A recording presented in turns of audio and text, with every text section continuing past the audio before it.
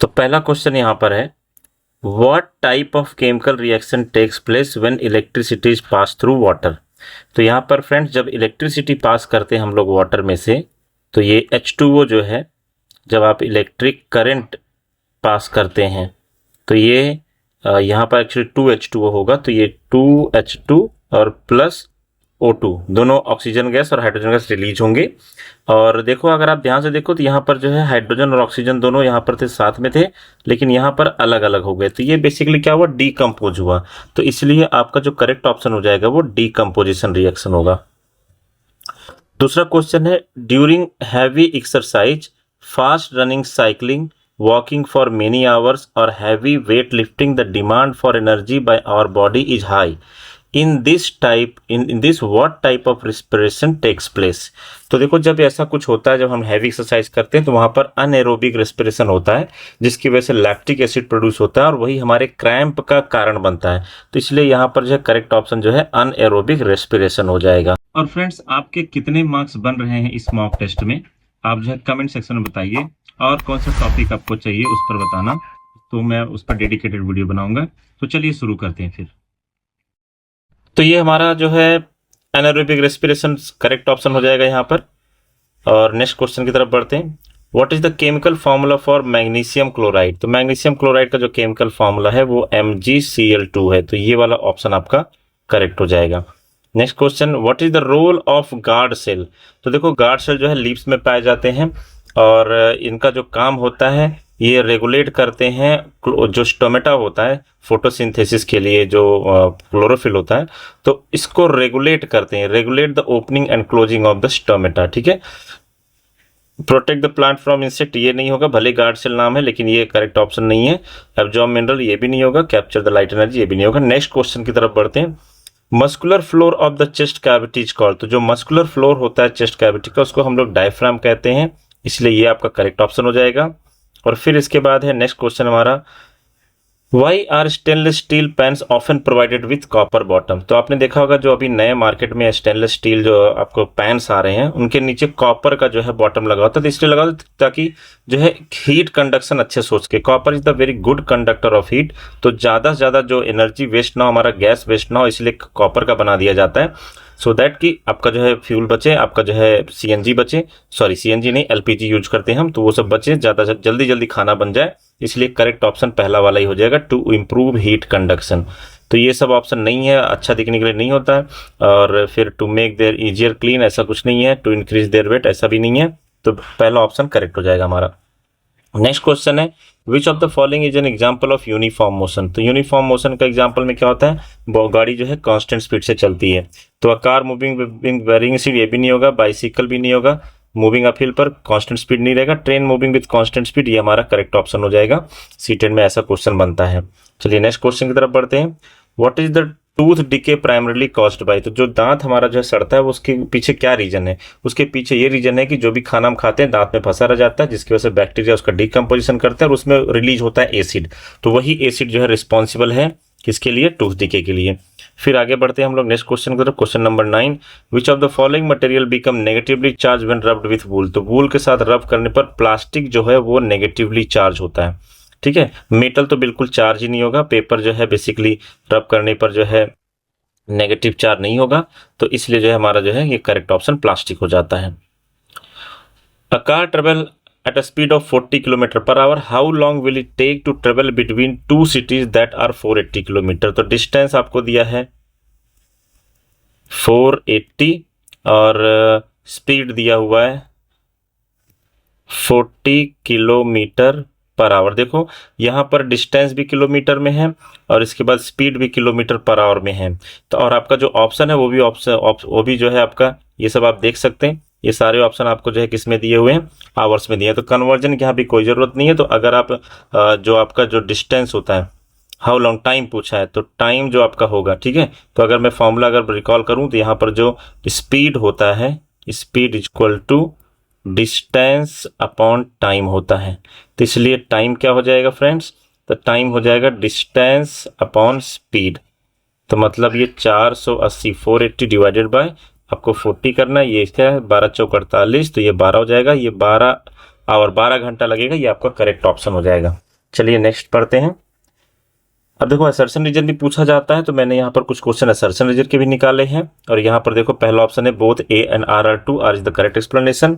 Both A and R are true ऐसे, and ये सब आपको पता ही होगा असर्शन रीजन का। अब इस पे बेसिस पे चार क्वेश्चन मैंने बनाया, 4-5 क्वेश्चन बनाए हैं।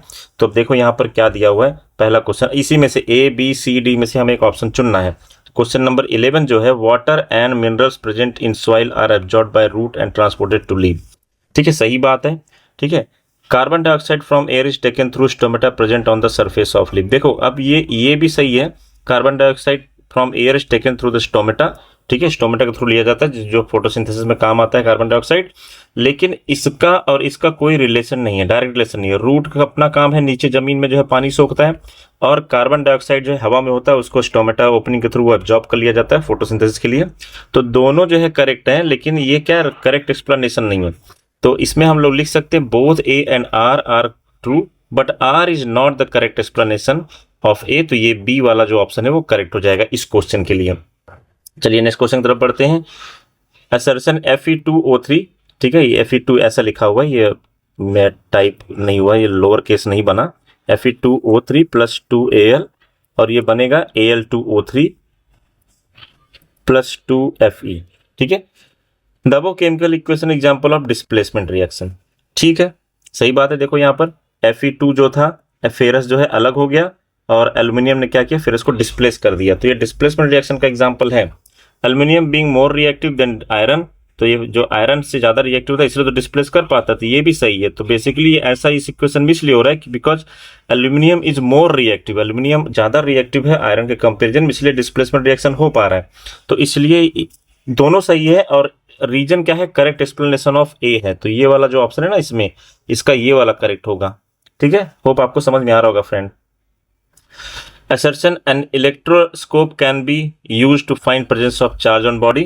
ठीक है,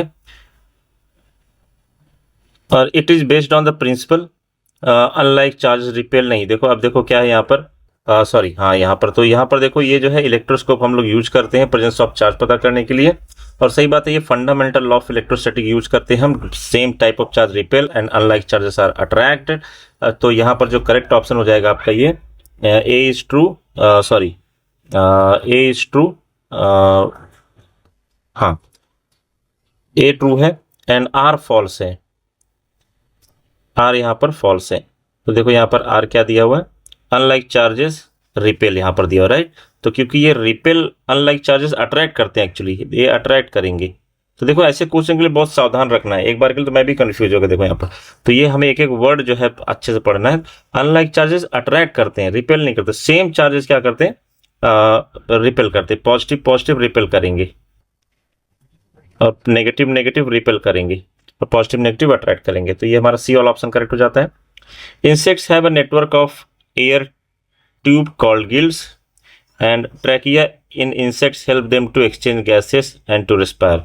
तो इसका देखो, इसका जो करेक्ट ऑप्शन है, इसका जो करेक्ट ऑप्शन है ये हो जाएगा आपका D, A is false and R is true. ठीक है, देखो क्यों ऐसा बोल रहा हूं मैं, क्योंकि insects have a network of air tube, ठीक है, and trachea in insects help them to exchange gases to. तो ये कॉकरोच वगैरह में होता है ट्रैकिया, तो बेसिकली ये हेल्प करता है।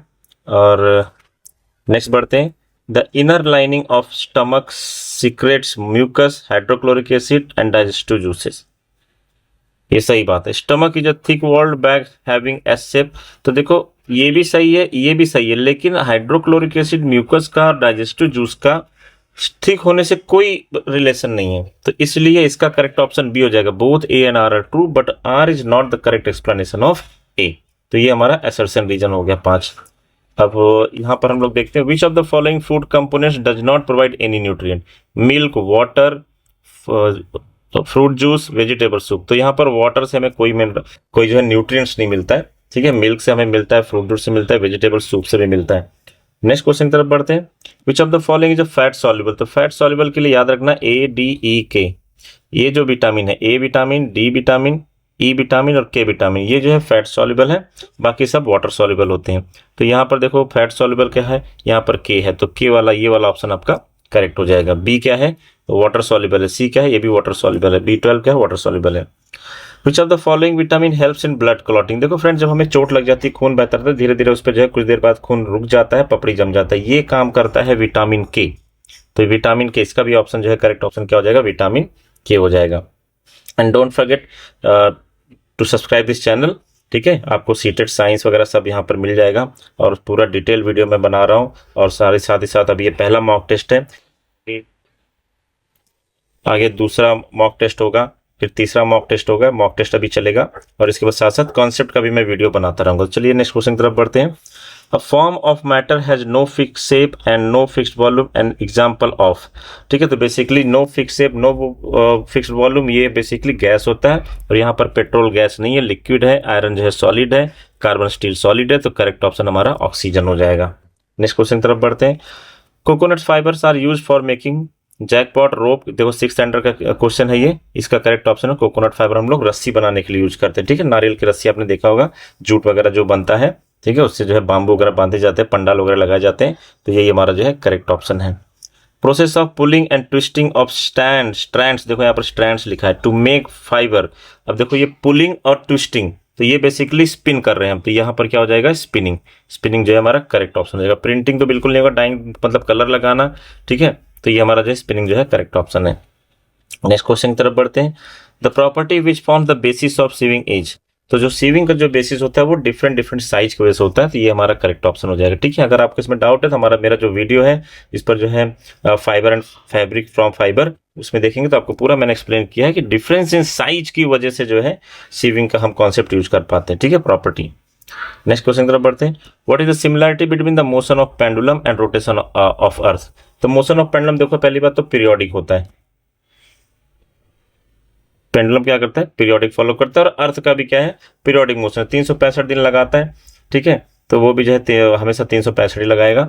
तो बेसिकली यहाँ पर जो है हमारा जो करेक्ट ऑप्शन है, both shows periodic motion. Straight line motion अर्थ ये तो पॉसिबल नहीं है। बोथ फॉलो सर्कुलर मोशन, ठीक है, पेंडुलम सर्कुलर मोशन फॉलो नहीं करता, तो ये भी गलत हो गया।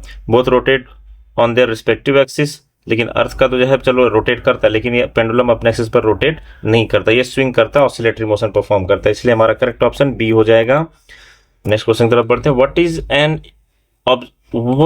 when an object turns about a fixed axis which type of motion is this। जब फिक्स्ड एक्सिस पर कोई भी ऑब्जेक्ट रोटेट करता है, मैंने तो आंसर बता दिया यहाँ पर, टर्न करता है तो वो एक्चुअली वो रोटेशनल होता है, या रोटेशनल रहेगा, रोटेशनल मोशन में आएगा friends.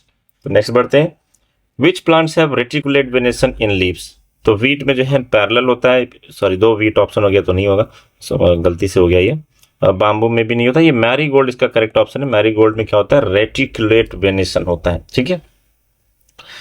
Which of the following process bacteria is not used, ठीक है। तो बैक्टीरिया इस कुछ प्रोसेसेस यहाँ पर दिए हुए हैं, बैक्टीरिया किस में नहीं होता। देखो नाइट्रोजन फिक्सेशन तो बैक्टीरिया की वजह से होता है, कर्ड जो है बैक्टीरिया की वजह से ही बनता है, तो ये भी ऑप्शन नहीं होगा, ये भी नहीं होगा। बेकिंग ऑफ ब्रेड, इसको साइड में रखते हैं। Fermentation of sugarcane juice, ये भी जो है ईस्ट की वजह से होता है फर्मेंटेशन। तो बेसिकली हमारा सी वाला ऑप्शन जो है करेक्ट ऑप्शन है। और फ्रेंड्स ऐसे क्वेश्चन सीटेड में आए हुए हैं, तो इसलिए बहुत इंपॉर्टेंट इसको ट्रीट करना। Yeast is use for production of curd, sugar, common salt, alcohol. तो यहाँ पर जो है alcohol is the correct option. Yeast को हम लोग फर्मेंटेशन के लिए यूज करते हैं, जिसमें अल्कोहल बनता है by product. Polio is caused by, देखो आया हुआ क्वेश्चन है सीटेड में, ठीक है। तो ये जो है बेसिकली पोलियो जो है, पोलियो का वायरस होता है, ठीक है, बैक्टीरिया नहीं होता है। Malaria is caused by, malaria जो है बैक्टीरिया की वजह से होता है फ्रेंड्स। और एक लास्ट क्वेश्चन बचता है, antibiotics are effective against the influenza, dengue, hepatitis नहीं, ये कोलेरा के अगेंस्ट जो है क्या होता है, इफेक्टिव एंटीबायोटिक्स, ठीक है। तो ये फ्रेंड्स क्वेश्चन आज मैंने 30 क्वेश्चन पूरे कंप्लीट कर लिए साइंस के, और ये पहला मॉक टेस्ट था आपका। आगे और भी मॉक टेस्ट होने वाले हैं, इसलिए चैनल को सब्सक्राइब कर लीजिए ताकि कोई मॉक टेस्ट टूटे ना। अभी मैथ्स का मॉक टेस्ट होगा, फिर इसके बाद CDP का होगा, इंग्लिश का, हिंदी का। तो अगर आप साइंस और मैथ्स के एस्पिरेंट हैं तो प्लीज सब्सक्राइब द चैनल। और आज के लिए इतना ही, थैंक यू।